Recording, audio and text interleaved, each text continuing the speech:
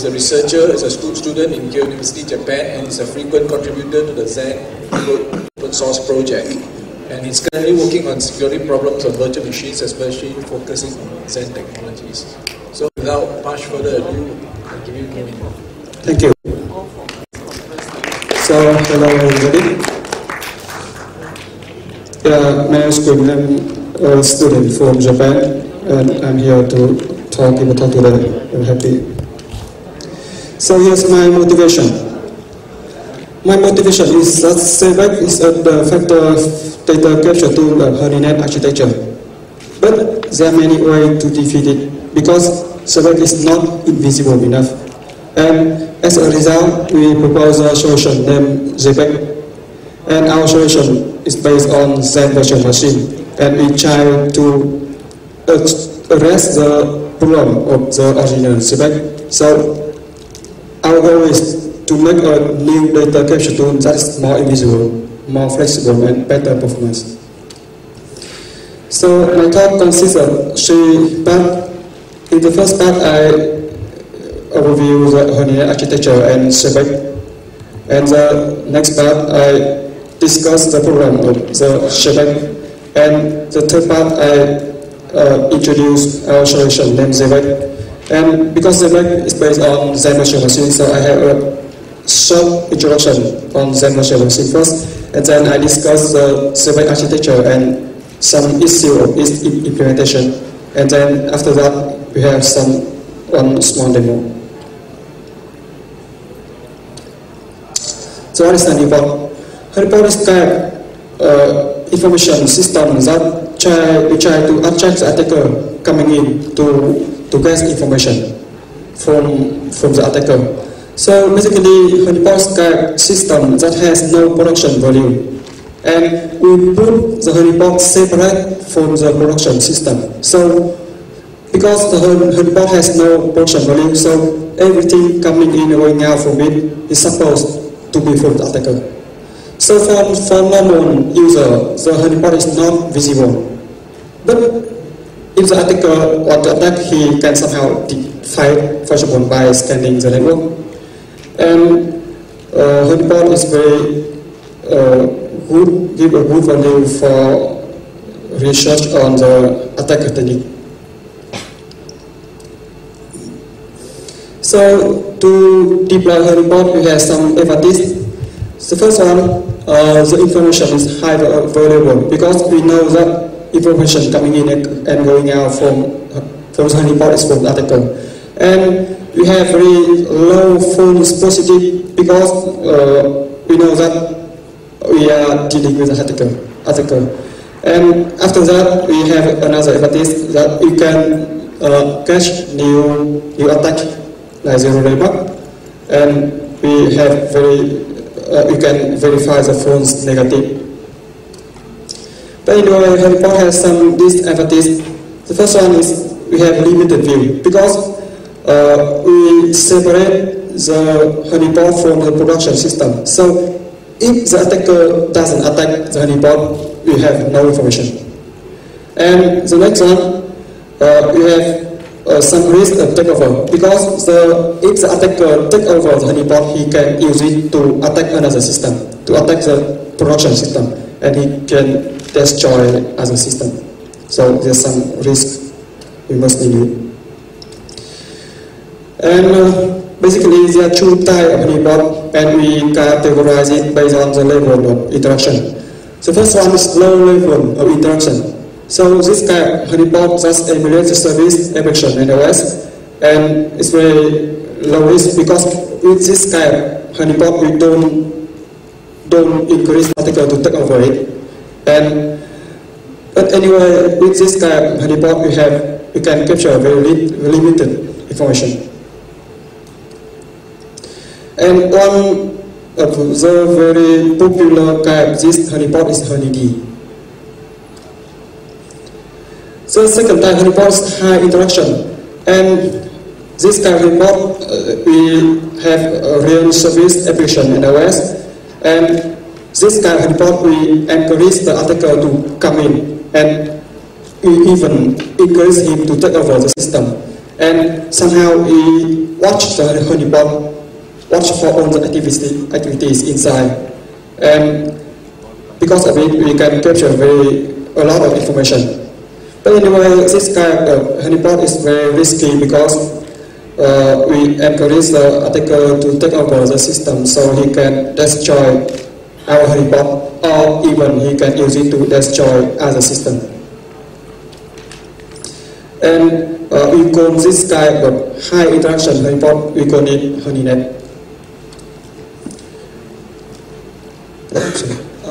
Sorry, can you have pointer? Okay, so what is the honeynet? Honeynet we can define as a highly controlled network where all the packet enter or leave is monitored, captured and analyzed. So in this picture we have some system, and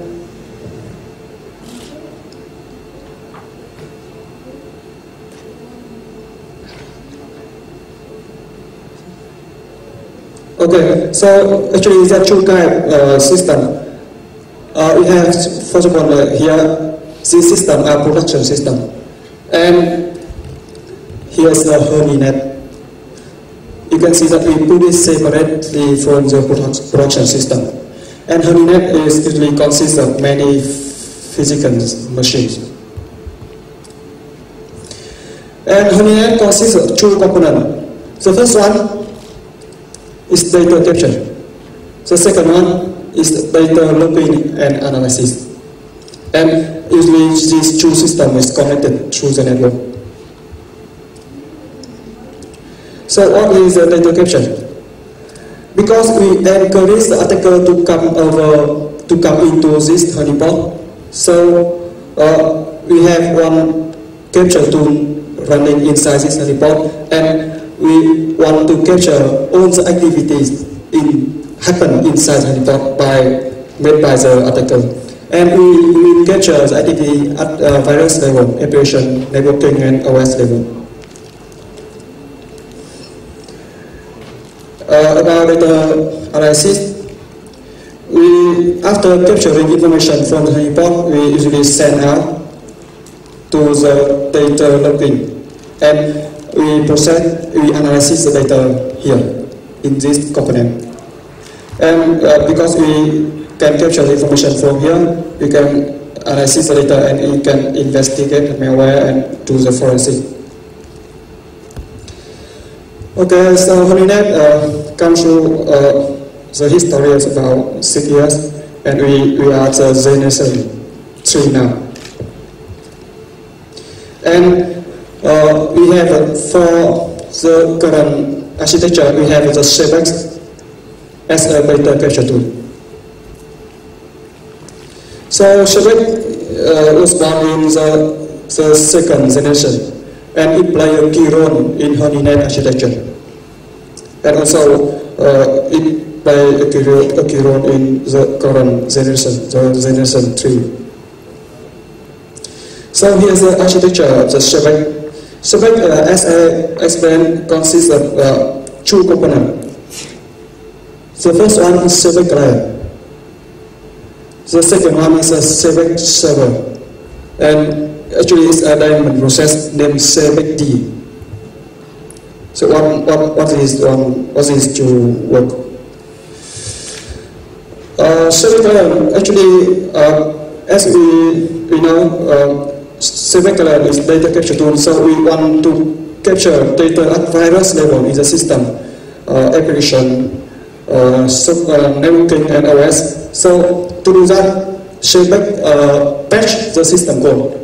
So all the information coming in and going out will be captured. And to do that, it captures system code like open, fork, read, write, socket. And after that, it pack the information it captured into a packet and sending out via network stack.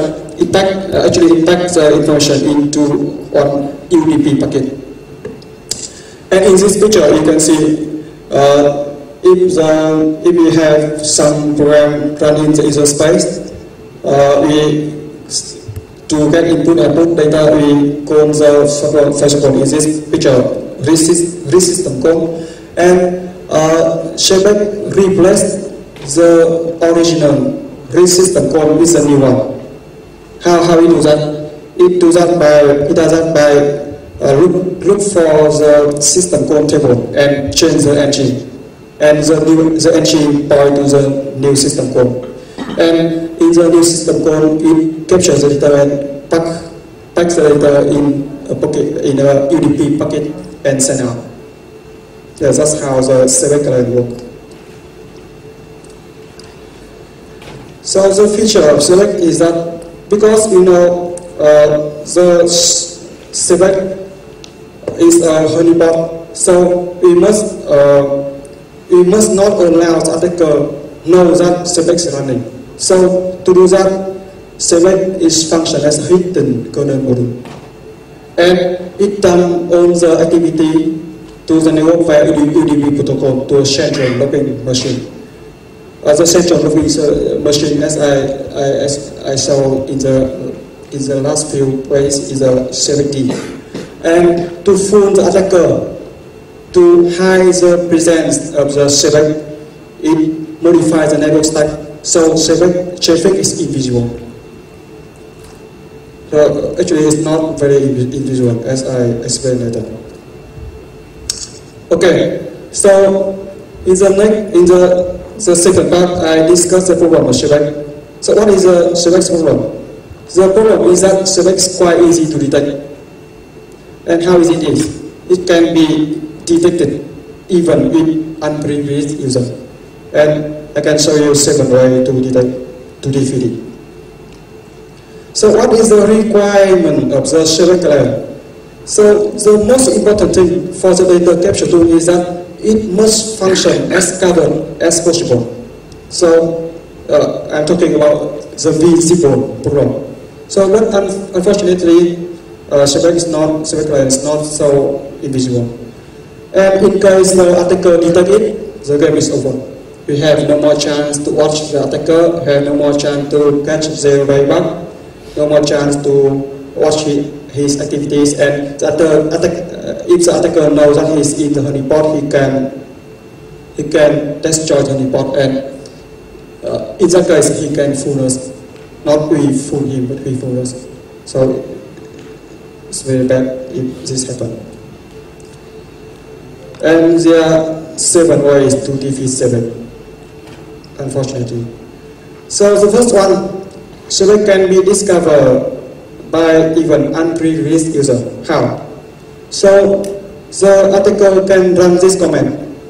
So basically, with this command, we read the information from a virtual device and write it to another virtual device. And this command, if you don't stop it, it can write a lot of information from the input to output. And in the normal system, if you run this command, it's okay, nothing happens, because everything happens inside the memory. But in case the Shebek is running, because all the information from input to output will be sent out to the network, so it can make the network congested. So to detect Shebek, the attacker just runs this command and check if the network is congested. He knows that Shebek is running. Yeah, that's all. So why we have this problem?